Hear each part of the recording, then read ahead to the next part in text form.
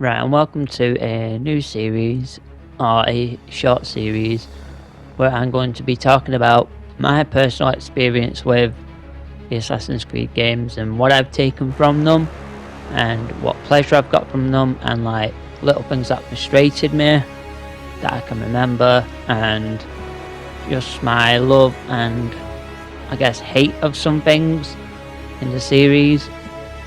In this video, I'm going to be covering Assassin's Creed, and as you'll see in this next slide, Assassin's Creed 2 Brotherhood and Revelations, known as the Ezio Collection. So, as always, I would like to take the time to thank you for taking the time out of your day to watch this video, and for allowing me to at least share my opinion with you. And if you take anything away from it that makes it even more beloved to you, personal to you, then I've touched your lives a little bit, which is all the more sweeter. So as always, enjoy the video. Now unfortunately, I don't have any gameplay footage for Assassin's Creed because they never re-released it, they never remastered it to release it on the PS4, which would make it integratable and to be played on Assassin's Creed PlayStation 5.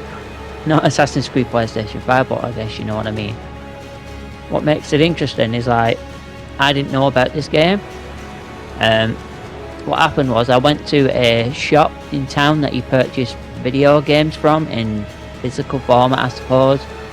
And I was with my mum at the time, and I may have been purchasing FIFA 18, as that's what they'd have been calling it. No, FIFA 08, should I say, as that's probably what they dropped. FIFA football, because I'm from the UK, that's what they called it, FIFA football 2005.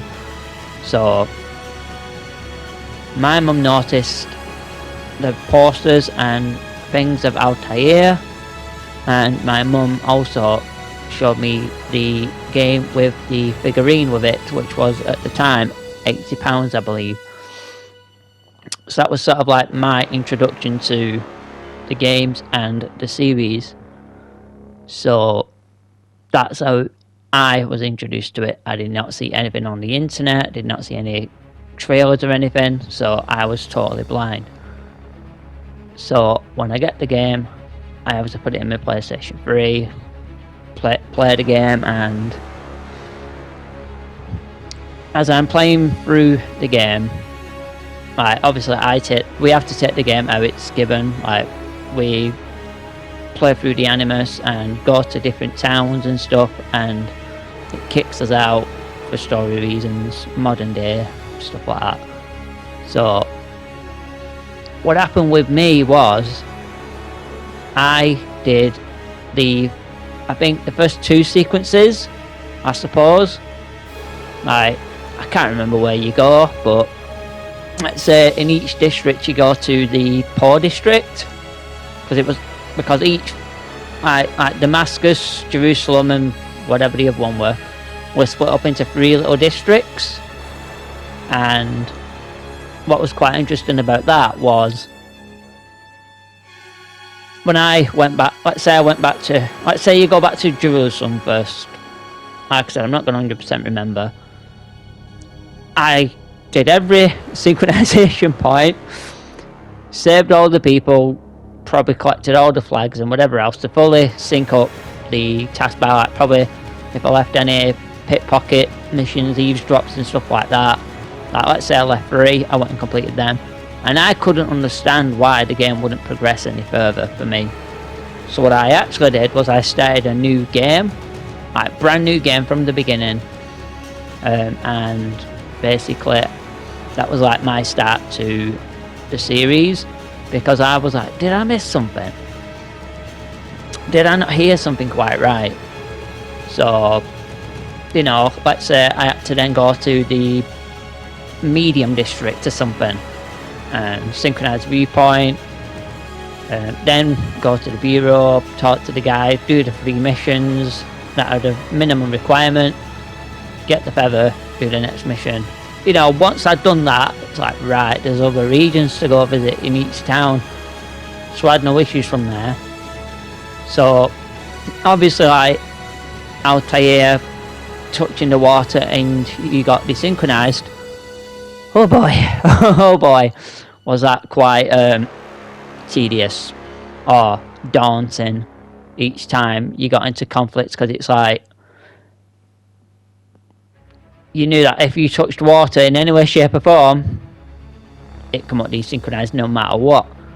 But I enjoy the absolute simplicity of the game, because it was very direct, very driven, and it added the little challenge of, right, you can't touch water, you can't do that to escape conflict. If you know, the game literally tells you at the start of the game, oh, if you get in conflict, you have to break the line of sight of the enemy and get to a hiding spot, etc. That's provided, and that was tough in itself, trust me.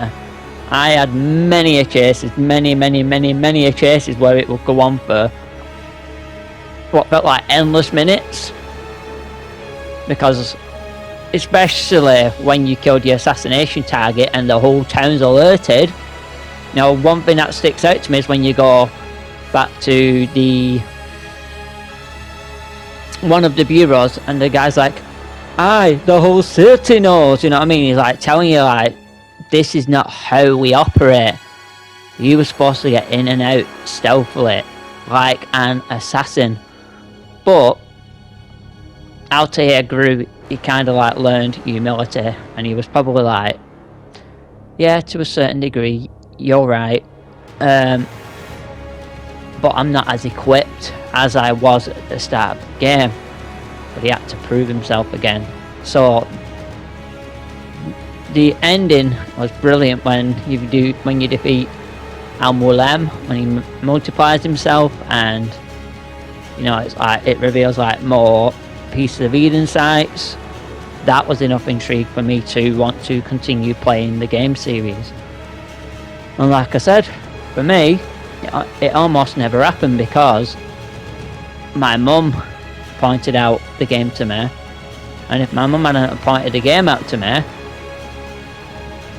I may have never played the first Assassin's Creed and would have never have enjoyed and keep speaking out of how I want a fully flushed out fledged Assassin's Creed Altair game, from like when he was younger being trained to when we first meet him, when it shows him kill the innocent, and the guy's talking about the tenets of the creed and stuff, and you know, to like his later life, being able to play through that would be so good. That would be so good. Obviously, it's like, it'd be sad because like then you'd see him die, which is kind of not the objective of like the Animus.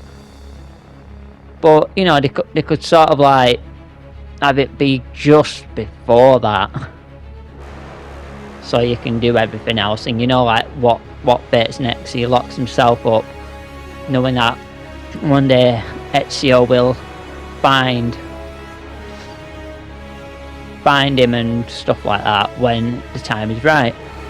And how important that is to Desmond as well,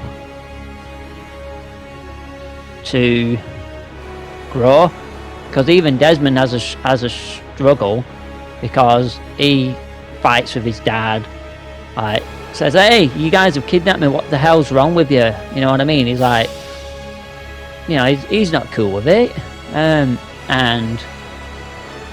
quite simply,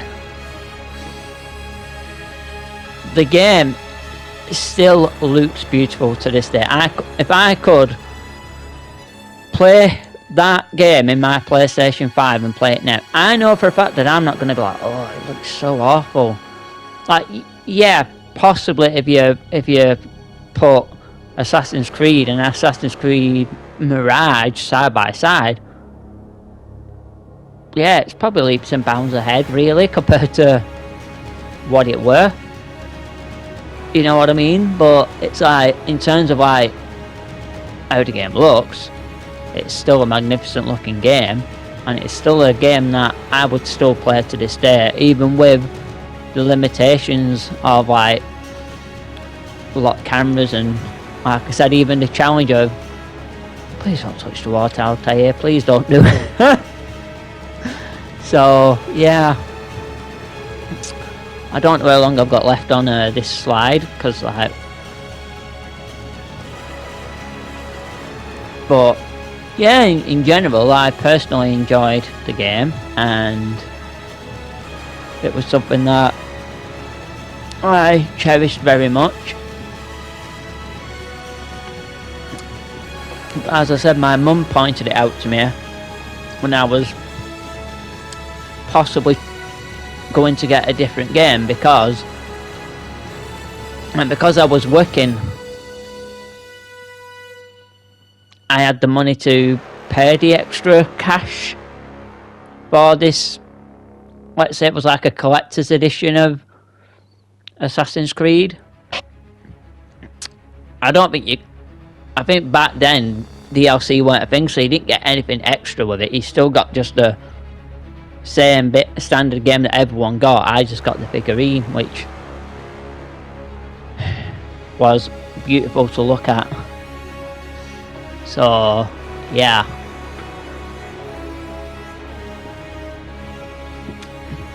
just a brilliant game, because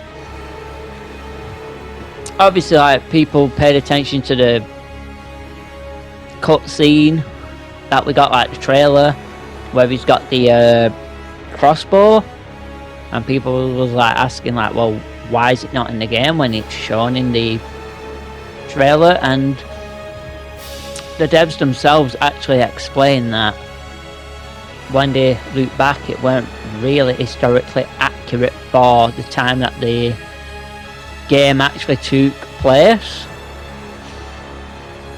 But quite recently I watched a video on YouTube of someone talking about how Ubisoft are going to give focus to the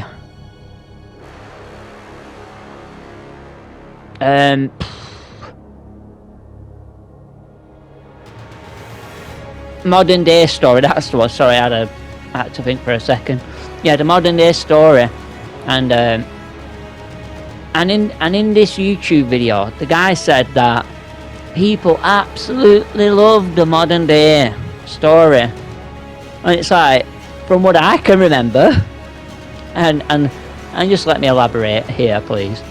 From what I can remember, people got so annoyed that in this game, the one on screen right now, Assassin's Creed, people got so annoyed that they got kicked out of the Animus as Desmond.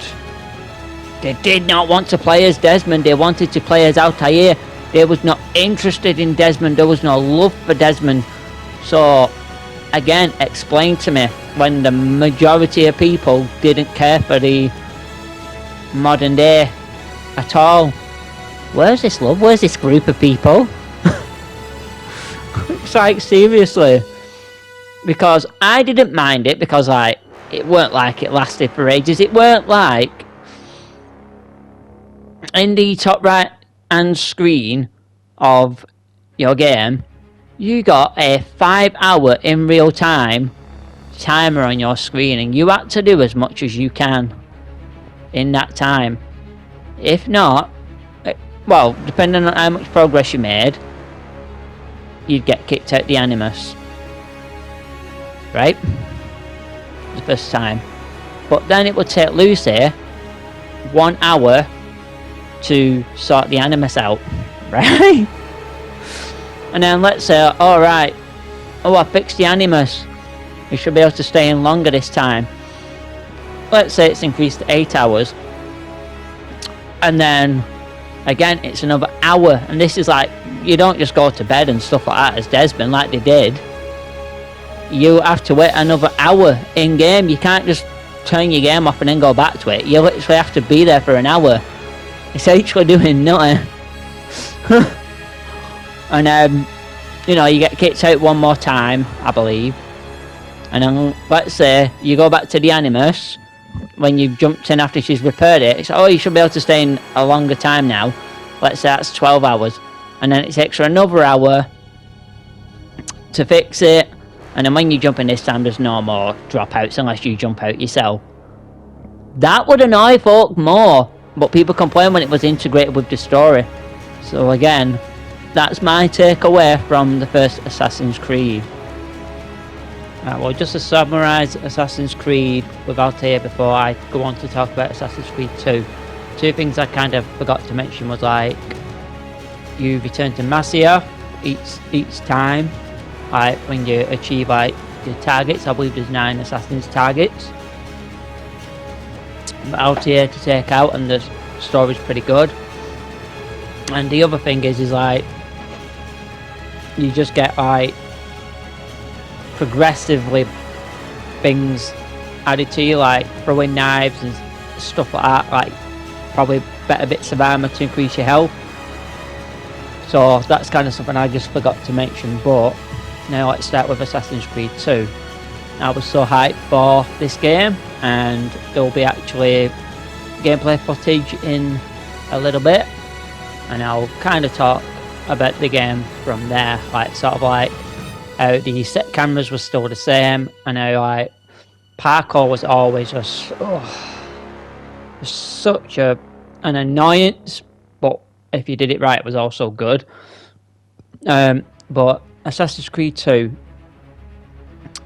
we actually got Assassin's Creed Lineage, a Ubisoft short film which came out in 3 parts, or 1 full part, to sort of give us the build to the game. That was so good. The absolute love that the devs actually gave to this game was truly magnificent, and to see, like, as they've said in probably many reviews, to see Ezio being born to Assassin's Creed Embers to witness the end of his life was something truly special to behold for everyone, really, because it elevated the game so much. But we'll go into talk about what elevated the game next when this gameplay reveals itself. So here I'm doing a Assassin's Tomb, and you'll see like my struggles with the parkour system. Like here I'm struggling to climb because it keeps climbing up and things like that, but I'll not show too much. But they elevated everything with this game to a certain degree. Like, bloody hell! I'll not try and react to the gameplay as best I can. You know, you got like double blade for double assassinations. Or you got air assassinations, which was like such a probably thing that people wanted. Same as in the trailer for Assassin's Creed, it sort of showed out here kind of doing a momentum assassination from the air. And it was maybe like one of the things that the first game was lacking, but like I said, the simplicity was so good for me that I truly have a special place for it in my heart. And then as you progress through the story, you get more, like, better armor, but you need to have the money to purchase it, and when it took damage you also had to repair it. And with these tombs here, you got like I think it's like a sigil of something to get in the end Altair's armor. I don't know if you get his sword from there as well, I can't 100% remember that. But again, they definitely went bigger and better because you could dye your assassin's outfit. There were so many different outfits. So, and then like in the Motragini settlement, if you will, you return your codex pages, which that was somewhat special. And you know, and I was gonna say something, and it's you know, like you got better weaponry and stuff like that, and the story just blossomed even greater. And the one thing they added to it was that you could go in the water, which is something I said I actually appreciated and loved about Assassin's Creed. But it sort of added to the combat system because you could throw the enemies into the water and they would instantly drown, so it's kind of probably the devs giving a nod back to that pretty small thing that we had to deal with in the first Assassin's Creed. But yeah, Altair, not Altair, Ezio. No, Altair is still a very pivotal part of these games because of his connection to Desmond. Altair, Desmond, and not Desmond, but Altair, Ezio, and Connor are all ancestors for Desmond, so you know he got it good basically. But Ezio like witnessed his brothers and his dad like murdered it through treachery and deception and lies and stuff when the evidence which was given was withheld, and that was like a Templar effort to rid the assassins from Italy at that time. So again, such a brilliant deliverance of story. Again, I think you got this same kind of premise because at this stage in time there weren't a synchronization objective, so this felt very close to the first Assassin's Creed game where it was like, Ezio, here's your story, here's your target, take out your target as you see fit. We've added assassination, etc. You know what I mean? So it definitely elevated the game to a certain degree. So like I said, for your story progression you unlock better weapons and you got access to better armour, but you had to repair it if you took damage and stuff to sort of give it a bit of realism to it. So again, I enjoyed this game very much. You know, like the iconic "It's me, Mario," like when he meets his Uncle Mario and his Uncle Mario trains him, and you know, to see like this naive person who doesn't even know what the assassins are because his father kept separate and stuff like that, to see him being trained up was something totally left field to the first Assassin's Creed, where, as I said in the previous video, that Altair got stripped of rank and he says like, oh, it's a joke that you do this to me, but Amalim says, well, would you rather be dead because you've got nowhere to go, you put our brotherhood at risk by your actions. So to see like grow, develop, meet mentors and other things like that was quite simply something miraculous, and probably why he's thought of so fondly, Ezio, because it probably felt like the first fully fledged story that we got, and you know, his is a bit more personal, I suppose, than Altair's. He wants to deal with every Templar that wronged his family, even down to the Borgia guy, who he shows mercy to, and meets Minerva, maybe, where he experiences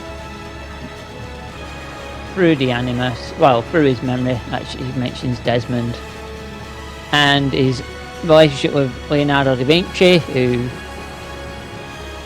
changes the Assassin's Blade use to the codex pages and things like that, was so good.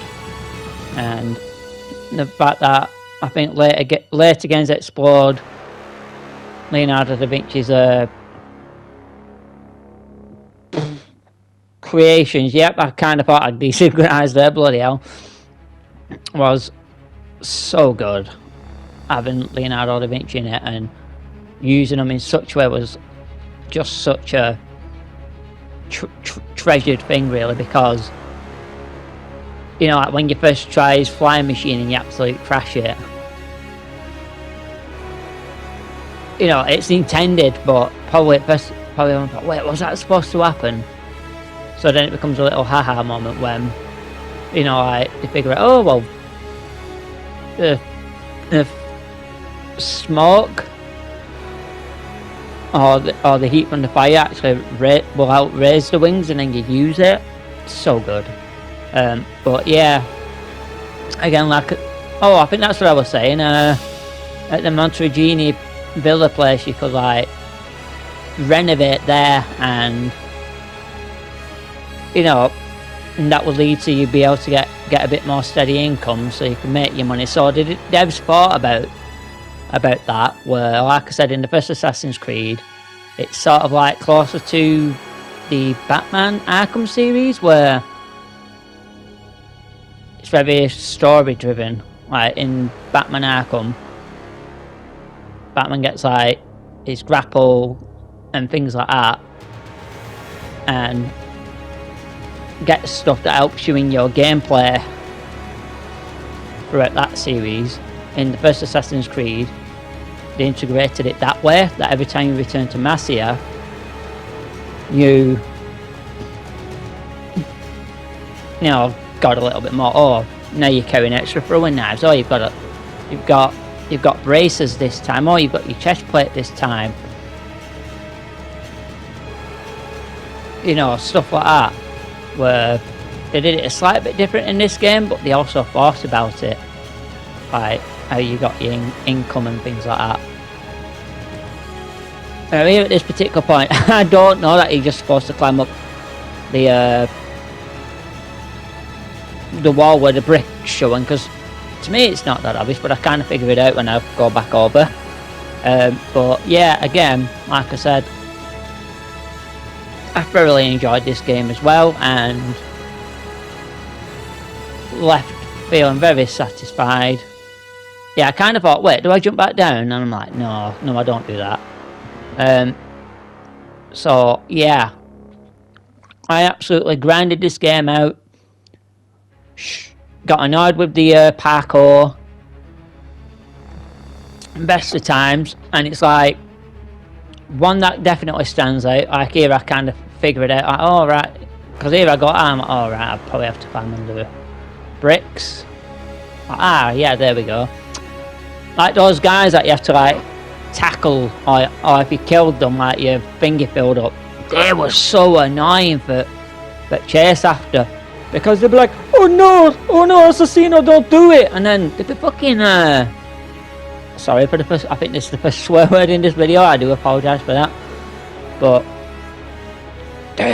they were like next level on like running up buildings and jumping across buildings, and you have to use this, you know, like parkour system that isn't the best, and I'll say that with every love for it, when you don't have to like absolute panic and run and, you know, absolutely kind of almost not think, but you're trying to tackle this guy because you got, let's say, 1,250 florins or whatever the currency is in this game.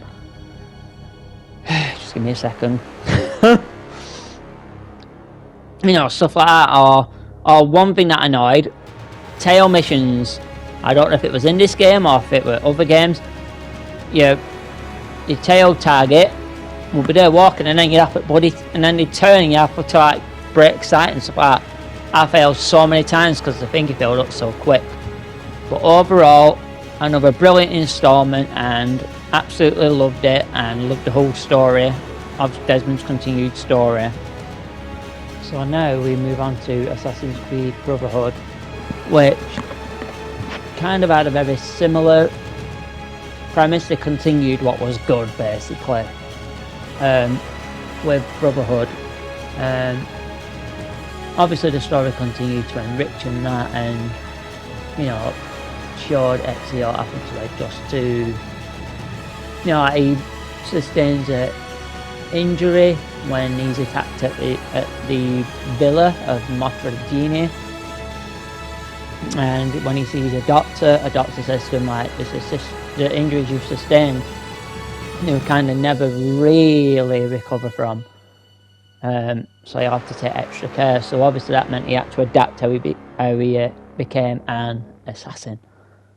So, you know, and when I played Revelation and it sort of recapped for me, which was kind of nice, it revealed that this was the game where Desmond killed Lucy, which I kind of forgotten about, to be fair. Personally, I'd forgot, but you know, the devs made that decision, which the game finished on that, and you know, like Desmond like falling over, and William insisting that Rebecca and Sean put Desmond in the Animus. So that's kind of like a recap of the game in a way.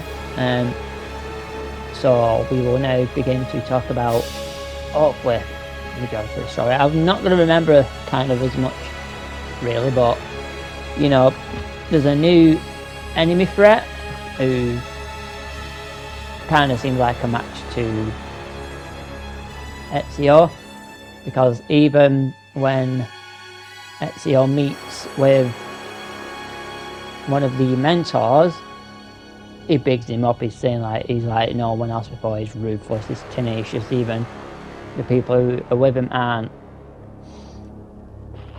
safe around him. So again, like I said, they continued that premise, but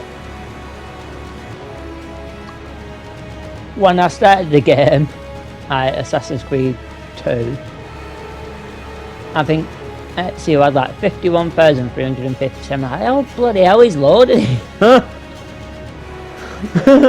Right, and then like, you know, like the villa's attacked and stuff like that, and like Ezio's uncle Mario is killed and stuff like that. There was sort of something that kind of made me go, wait, did this woman have some part of it as well? Like, he helped the woman bring a box of flowers up, and Ezio's like, oh, so how are you gonna keep my silence or something? And she's like, oh, let's leave it till tomorrow. Did she sort of know that the villa was going to be attacked? I think I'm getting annoyed at oh no, I think it was just before that I was getting annoyed. I was like, let me start the game. I only get bronze hero, by the way, but because I get my best streak is 7, by the way, at this point, but never mind.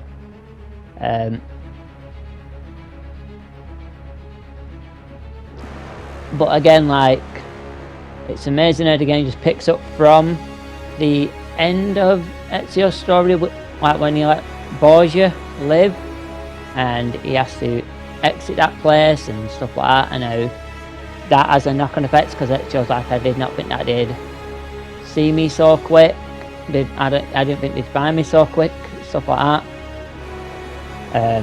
So, you know, it's like a very brilliant opening, so memorable. And what's when it's like, oh, you've lost all this money, like, what do you mean I've lost all that money?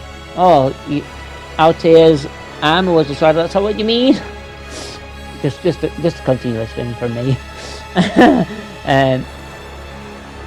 But, you know, that's just how I naturally react. If you've seen some of my other videos, you know how I naturally react to things. Like, I'll not go into those other videos and stuff. I'll resist. But yeah, like I said, for the most part, this continues in that way. Oh yeah, here's where I'm getting annoyed. I'm like, just let me just access the bloody memory. Stop talking, Rebecca and stuff. I'm getting so annoyed. I'm like, I want to get some footage of this game, please, so I've got it for my video. But yeah, before this, like, they're trying to access, I think, memory 9, something like that. Sequence 9, and and you can't access that yet because like Desmond's alignment with Ezio is not quite where it needs to be.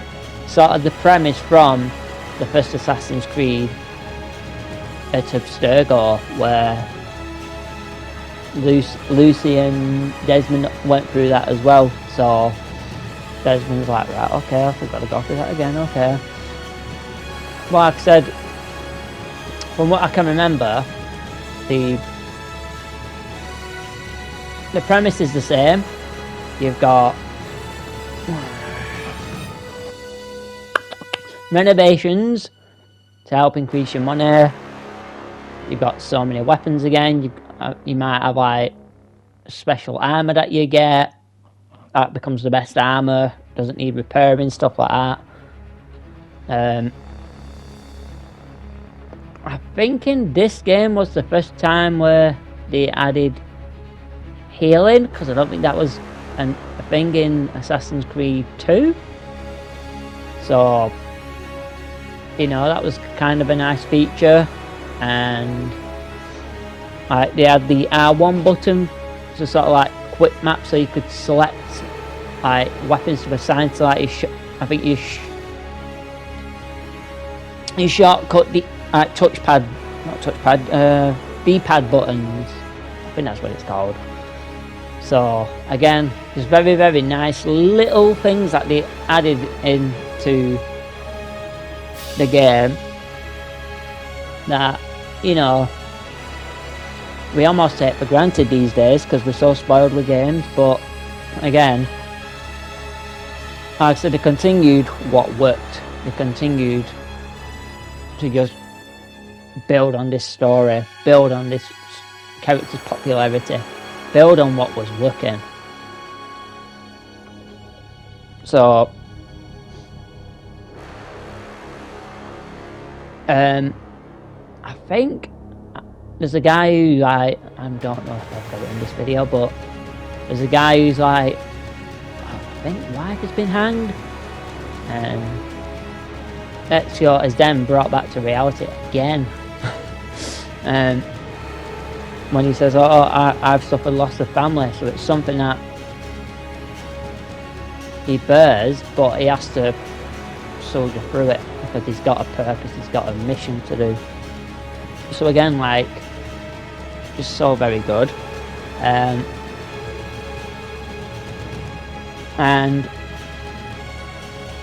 they had a progression system as well, where he had to destroy like Borgia towers or whatever they're called, so you could renovate and stuff. So like certain portions of the map would be sort of protected in such a way.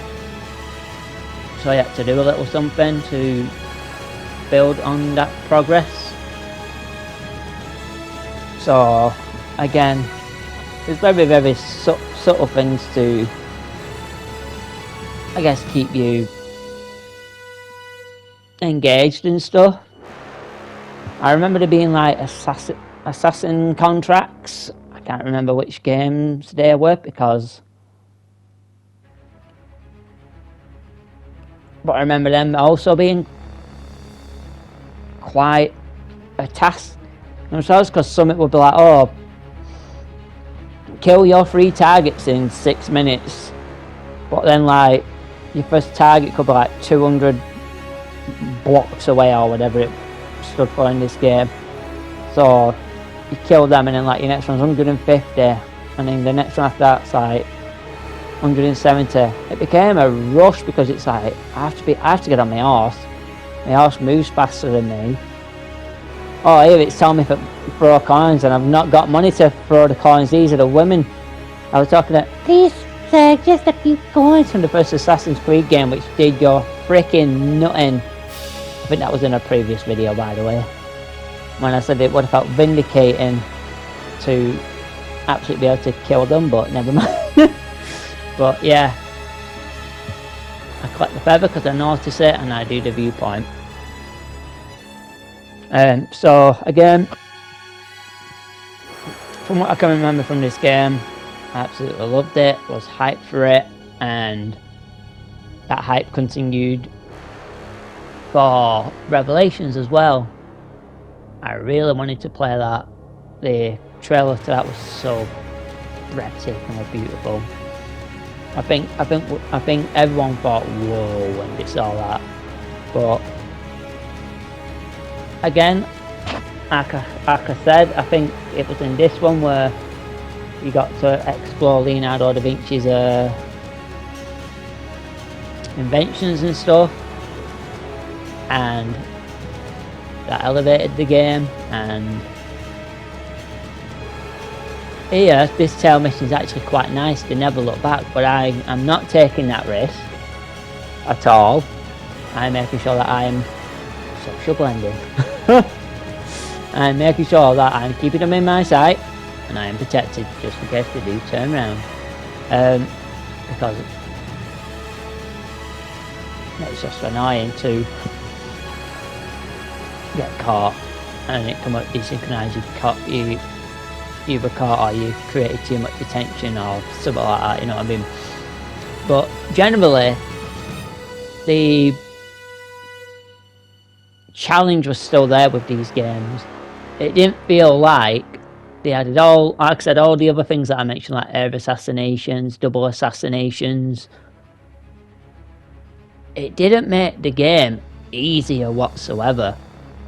That challenge was still there. Get out of the way. I'm reacting to my own gameplay there. You know what I mean? Like, you know, I think in this game, you could grab your enemy. I don't know if that was in 2. I could be wrong about that, but that in itself, to be able to like throw them into scaffolding and things like that. You know, because like enemies grab you and you have to counter grab. Because if you just keep on letting them hold on to your enemies, have the chance to hit you again. So again, you had these little things, and I don't think you could roll out the way and things like that, which they adapted in later games. So like I said, it didn't make it by any stretch of any means any easier. So like I said, the parkour was still just such a challenge and stuff that they added so many things and layers to the game. But again, like I said, they delivered on the continuation of the brilliance of the series. And I can't, you know, let's say this game, when I bought it, let's say I bought it brand new, pre-ordered it, let's say it cost me £50. There I was trying to turn back because I thought, oh, I've just finally turned back again. I apologise for swearing. I kind of thought, have they turned back? Oh my god, are they going to see me? But no, I had to actually take them out and protect the husband. So again, like I said, another just fine outing and brilliant experience once more. And like I said, if it did cost me like £50 at the time, $49.99, it was truly money well spent on another fine addition to the series. Yeah, so now we'll move on to the one that got equally as much marketing as the first game when I talked about Assassin's Creed Lineage. Because we got the movie, I think, with certain copies of the game, Assassin's Creed Embers, which I previously mentioned in this video. So you know, that was such a satisfying movie to watch as well. Like I said, like the Lineage miniature movie thing that they gave us. And, you know, they promised it would bring a truly beautiful resolution ending to Altair's story, but also continue on the brilliance that was the Ezio saga story and how that would progress. So I'll get this one out early. The tower defense missions, I didn't mind them. I actually thought they were pretty good. My friends, on the other hand, 2 of my friends absolutely just didn't like it. They did it the once, didn't return to it. Even when I told them, look, you do it once and then when it's attacked you defend it again, that's it, you don't do it again. They just didn't want to do it.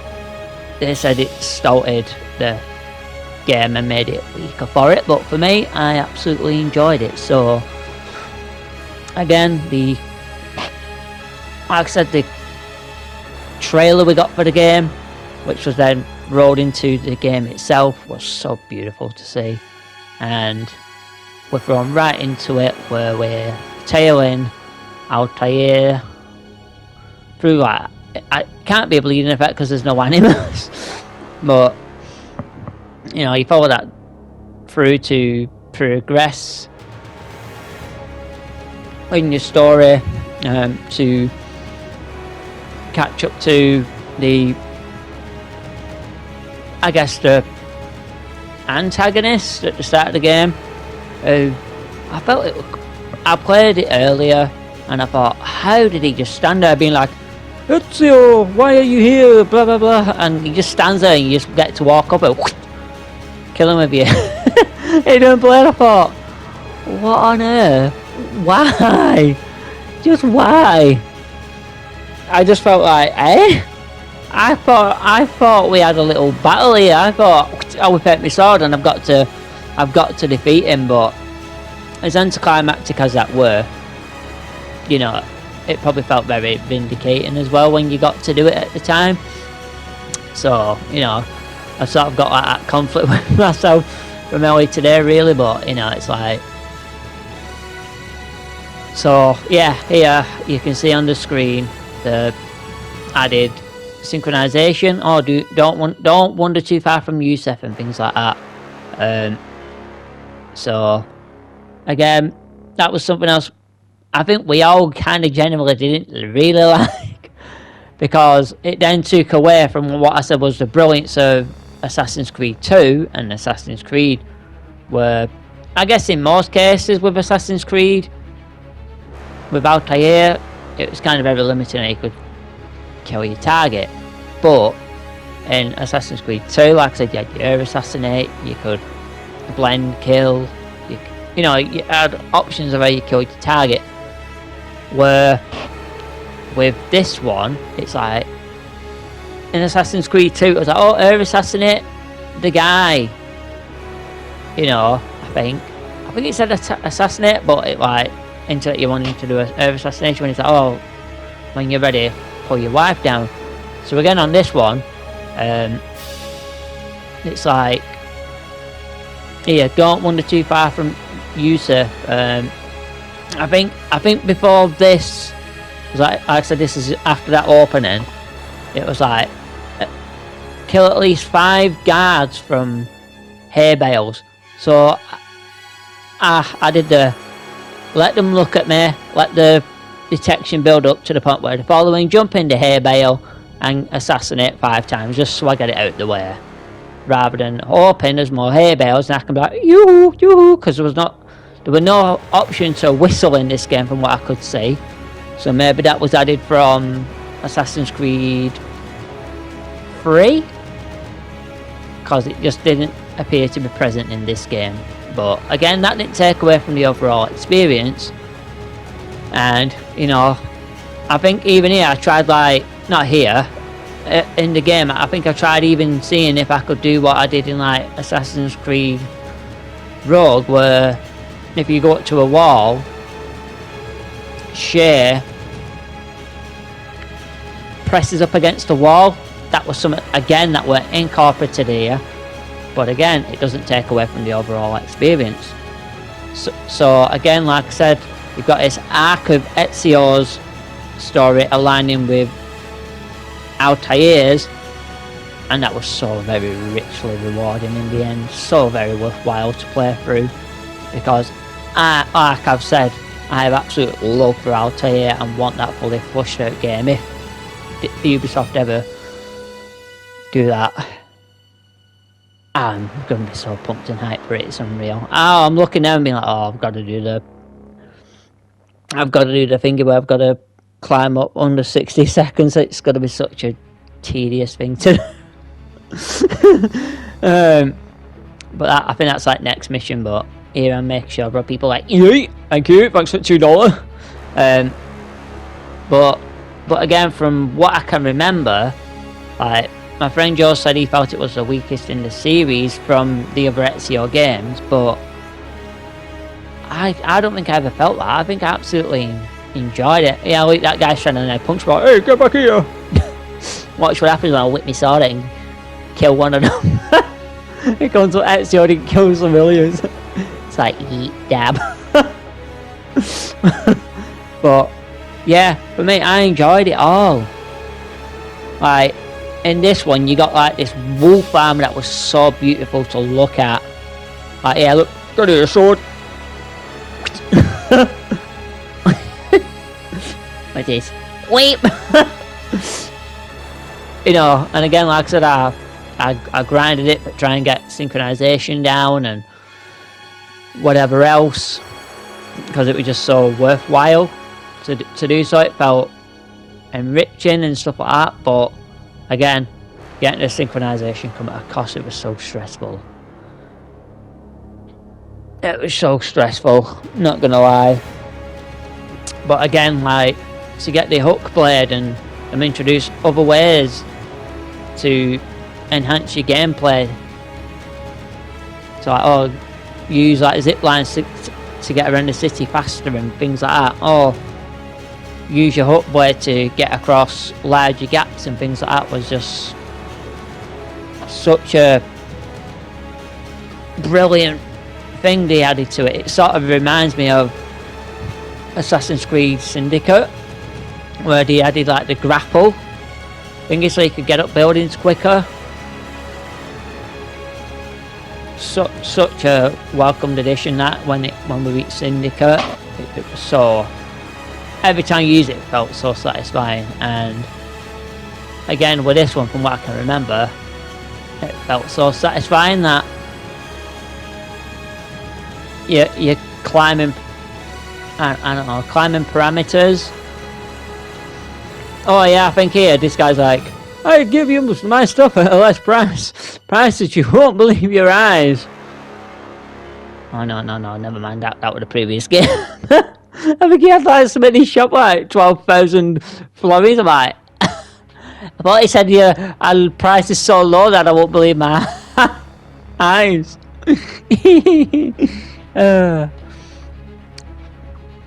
Again, the things that just get me to react is quite funny, but again, they just kept the same kind of thing here with like the progression system, buying better armor. They probably have renovations or fortifications, whatever you want to call it, and you know, to actually have the story of Ezio meeting, is it Sophia, his love, and having that story build up was just so good and gratifying. And Desmond's continued story of like, in the end, him choosing to, no, that's in 3, isn't it? No, yeah, I think that's in 3, never mind. And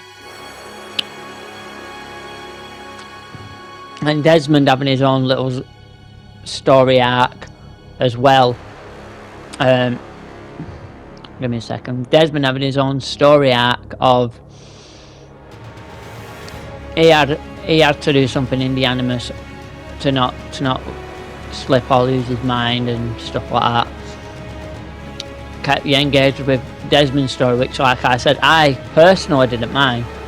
But when in that YouTube video, that guy was just, like, was saying that people have been clamming for another Desmond-like character and they love the modern day story. I don't remember that. I remember a backlash on it, but I would not go on and repeat myself about that because I've already spoke about that. But again, like here I notice things like that Animus fragment or whatever it is. I'll make sure I collect it along the way. Yeah, Animus fragment, see there. Knowing that I'm probably going to collect everything and try and use that synchronization and stuff like that with the game. But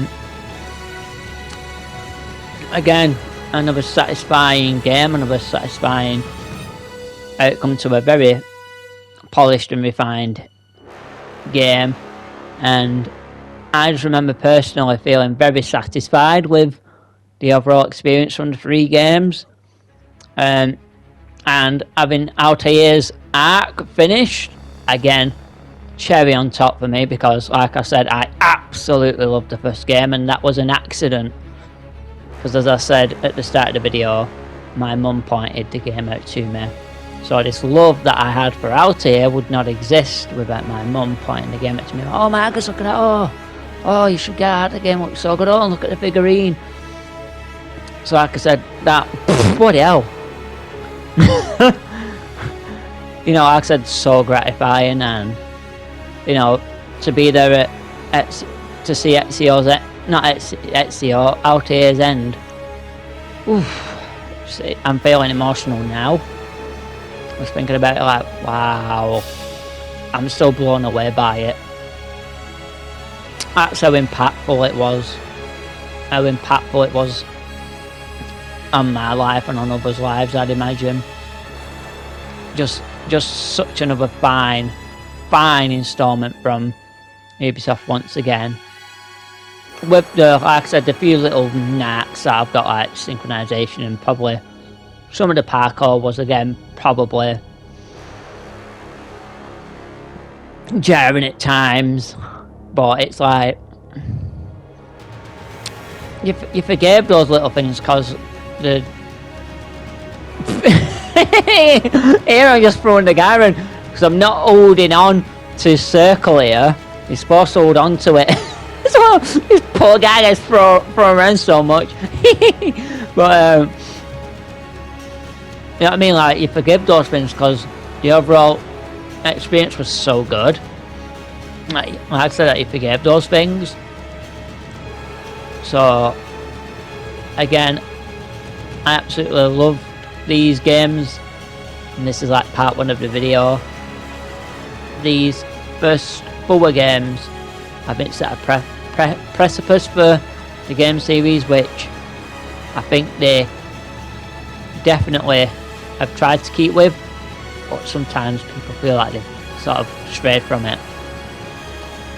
So yeah, my concluding comments of part 1 for this series of videos is this collection of games was just such a great part of, I guess, a lot of people's lives, mine especially. Like I said, the completed arc of Altair's story was just so loving and just so enrichful in my life. To then get to, you know, see them progress the game, like I said, in such small ways, by adding 2 hidden blades, double assassinations, stuff like that, was just so good. But then you have your counterpoints where it's like the synchronization, the parkour at times was just just such a rage-inducing type of thing, because I was absolutely going mad at Assassin's Creed 4 Black Flag with one mission where you have to take out Guardians, and that was just so tedious as all, you know what word I was going to say, because it's like you have to take them all out unarmed, but then you have to at least take out 5 or 4 from stalking zones, and it's like, well, I want to get 100% synchronization, but it's such a chore to do it. So again, for all its strong points, it has low points, but like I said, in effect, it didn't really take away from the overall game experience. So again, like I've just said, this series for me gets a 10 out of 10. These games all delivered, and like I said, it was an happy accident in 2007 due to my mum. So again, I hope you enjoyed this video, and this one will be the outro for this video. And as it says, thanks for watching and letting me share my experience and thoughts on the Assassin's Creed series. So I'm probably about to say, oh shit. Oh shit. Here. Yep. So I will now let the rest of this video play out. And as always, thank you for being on this journey with me, my ravens.